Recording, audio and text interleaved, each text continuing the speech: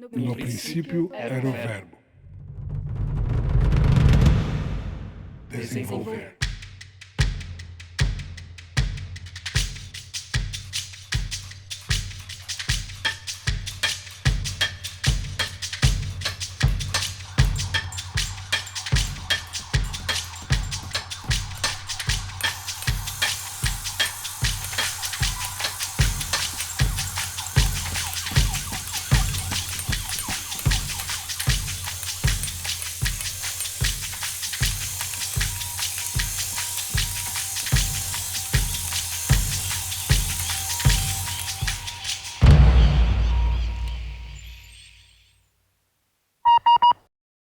Acho que o Júlio abre os caminhos, que afinal...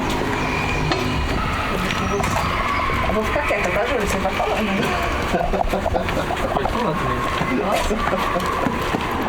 Esta aqui é a árvore que sangrou. A gente chama de Iroko, que é a árvore que carrega toda a energia do local.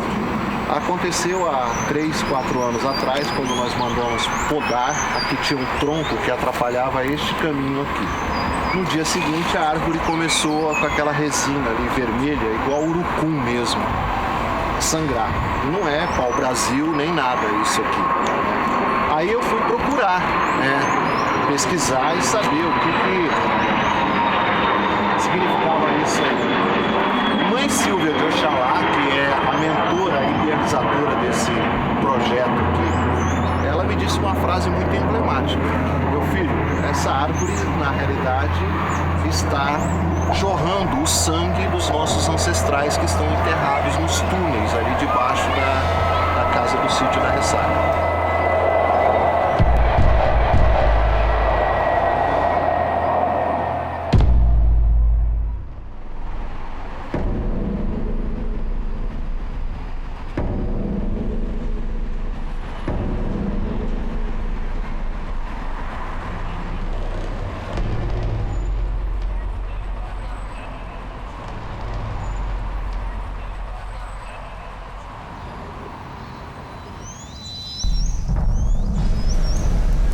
Aí essa historiografia do século XIX tenta limpar socialmente a cidade.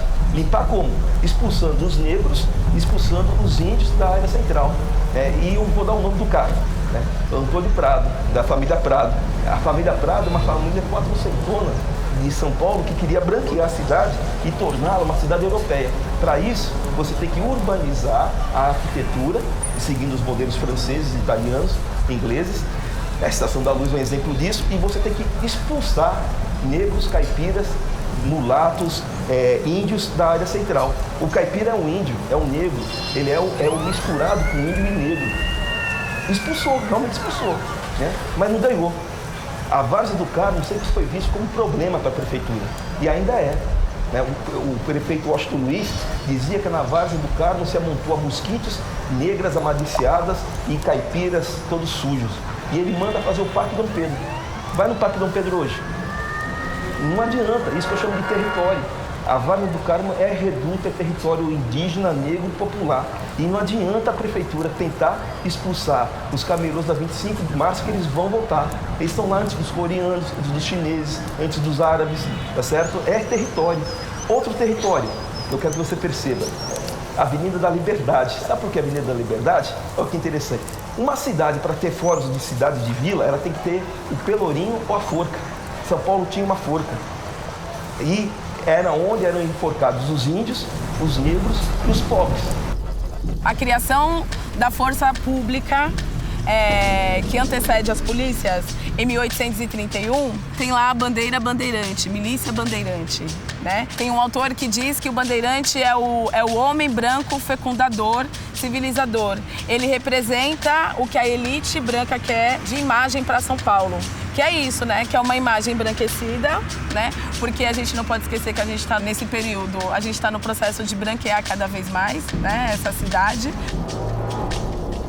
Se o Estado ele incorporou o imigrante como a mão de obra que vai fazer o Brasil avançar, né? A mão de obra que representa a modernização, o negro ele está excluído disso. E aí a gente tem a criminalização da capoeira, a gente tem a criminalização do candomblé, a gente tem a criminalização de todas as manifestações artísticas e culturais do negro, paralelo a esse processo de negação, de inserção, né, e de negação de uma cidadania também, né? Isso tudo está relacionado com essa mitificação, com essa exaltação do bandeirante, que o bandeirante na história nacional é aquele que desbravou, foi aquele que abriu o caminho, né? Só que a gente não pode esquecer que ele abriu o caminho às custas de muita violência.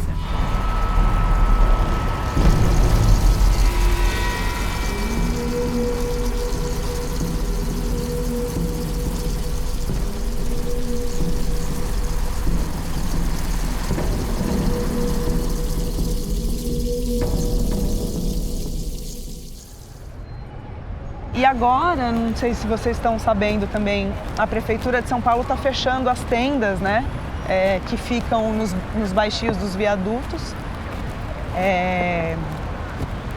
que são equipamentos da Prefeitura que atendem a população em situação de rua, enfim, permitem que essas pessoas tomem banho, comam, se troquem, lavem roupa e tal.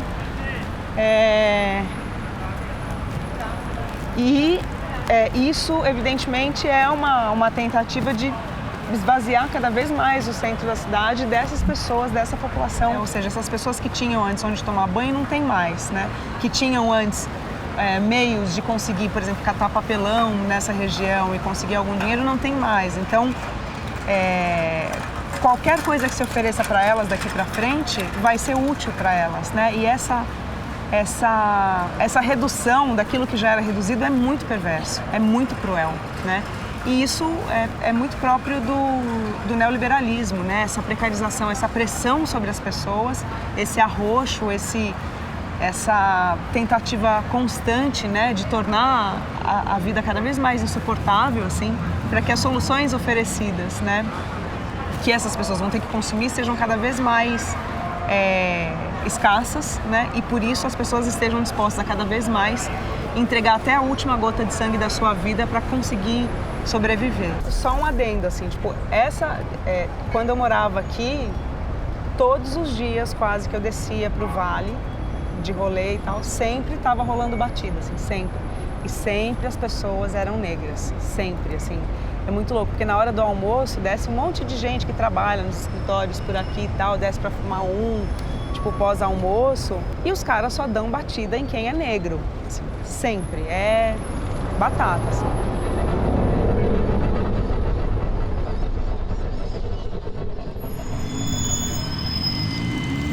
Esse é o prédio Aquários, né, que na verdade deveria ser o Hotel Aquários, né? E eu acompanhei essa reintegração de posse e ela foi muito violenta e nos jornais falando que era uma invasão, que eles não poderiam ficar, que não pertencia a eles. Não, mas aí tipo, um ano e pouco depois ainda continua do mesmo jeito. A mídia sabe, os órgãos públicos sabem, mesmo assim não há nenhuma perspectiva de uso para isso. Não entra caminhão dando continuidade às obras, ele está parado, entende? Pensa só, um juiz que recebe um pedido de reintegração de posse pelo dono, sabendo que ele precisa dar uma função social à propriedade dele, senão ele perde o direito de possuí-la. Recebe o pedido de reintegração e dá reintegração para tirar de 90 a 300 famílias. E as famílias vão para onde? E o direito dessas pessoas a ter moradia, que o Estado deveria garantir. Ele acaba, o judiciário, privilegiando uma pessoa em detrimento de várias que tem uma condição bem inferior daquele primeiro que pediu a reintegração. E é isso que a gente vê aqui, né?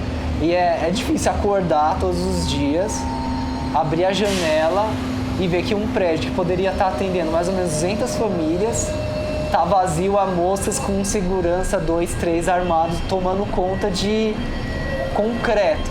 Enquanto que várias pessoas ainda estão morando na rua ou estão sofrendo para pagar aluguel nas periferias. Tem mais de 20 mil prédios abandonados. Não que todos sejam de utilidade para se transformar em moradia, mas grande parte sim, né? E aí fez um comparativo de que se todos esses prédios fossem adaptados para se transformar em habitação social, moradia popular, poderia diminuir quase 90% de todo o déficit de moradia na cidade, entende? Então, a pergunta é, por que pelo menos parte disso não acontece, entende? Invariavelmente, em São Paulo, a gente está vendo esse discurso. Criação de centros culturais que, na verdade, querem impor um conceito de cultura, impor uma narrativa dominante para apagar histórias e narrativas que não interessam, né, ao lucro, não interessam à valorização territorial. E aqui na Vila é isso que está acontecendo. E esse aqui é o Centro Cultural, né, ó, Prefeitura de São Paulo, Vila Itororó, Canteiro Aberto, que está fazendo esse trabalho todo, né? Que é importante que seja dito, assim.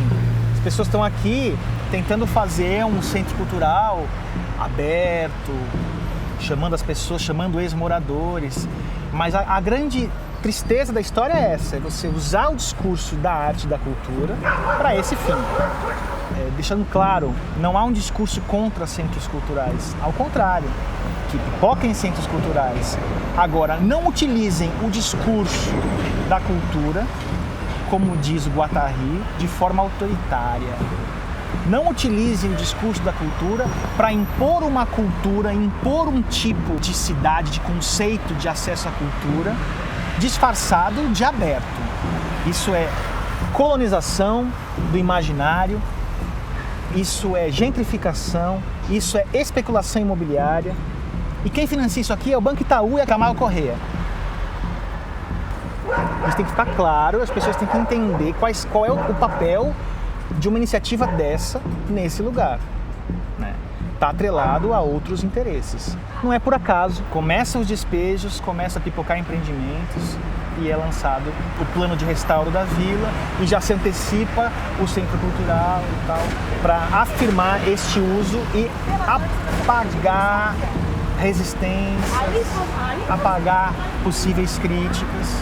Afinal de contas, o bairro já aceitou o centro cultural, as pessoas já estão aqui, o grupo de teatro estão apresentando coisas aqui, vão apresentar coisas lá, e é isso. Os corpos estão aí para serem agenciados, né, sem se dar conta disso. Deve ser muito legal, não tem a menor dúvida. Agora, o que está por trás disso?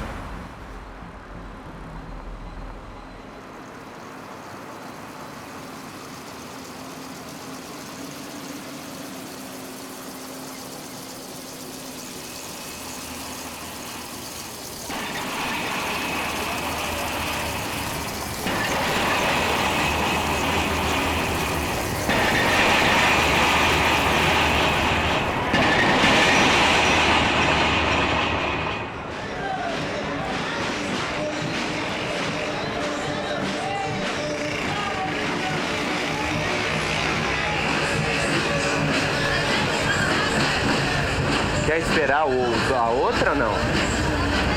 Porque eu tô achando que nem vai subir.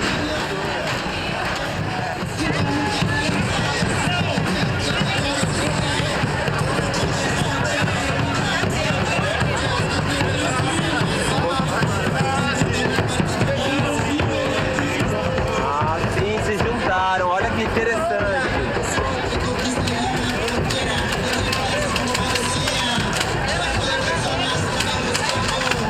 Interessante, a gente tem aí, ó,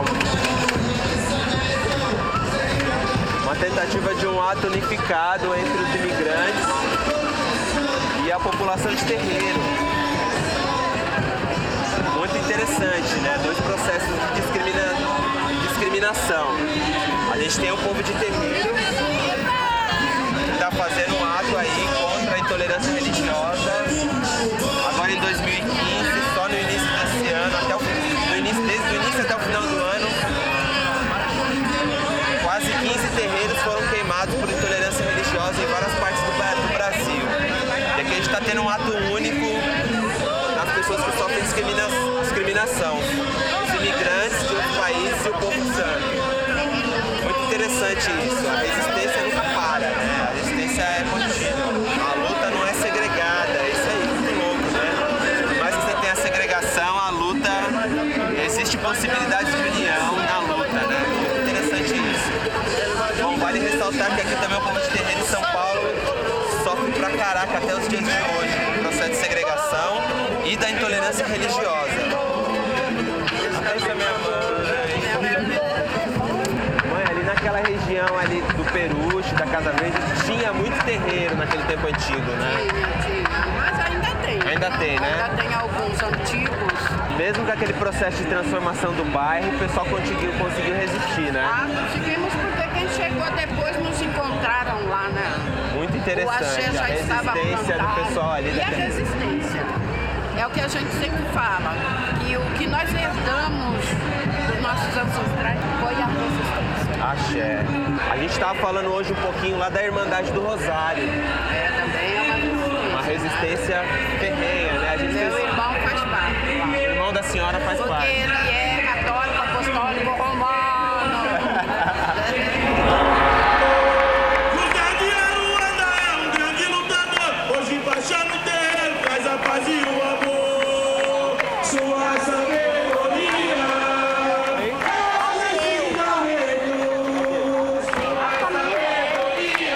Uma associação.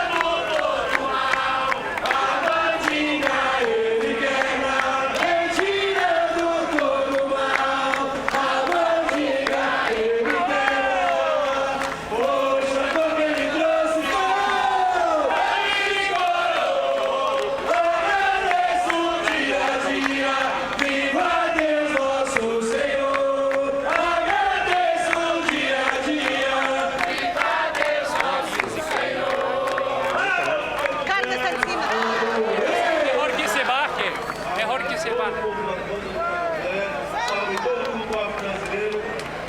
Salve!